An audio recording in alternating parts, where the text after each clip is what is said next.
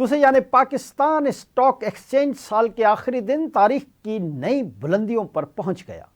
Pakistan stock exchange میں رواں سال کے آخری اور کاروباری ہفتے کے تیسرے دن زبردست تیزی کے باعث نئی تاریخ رقم ہو گئی۔ سو انڈیکس 1,75,000 کی حد عبور کر کے بلند ترین سطح پر پہنچ گیا۔ بازار حصص میں کاروبار کے دوران سو انڈیکس 208 پوائنٹس کے اضافے سے 1,74,681 کی بلندی پر آ گیا۔ کاروبار کے دوران سو انڈیکس 1,75,232 پوائنٹس کی بلند ترین سطح پر بھی پہنچا۔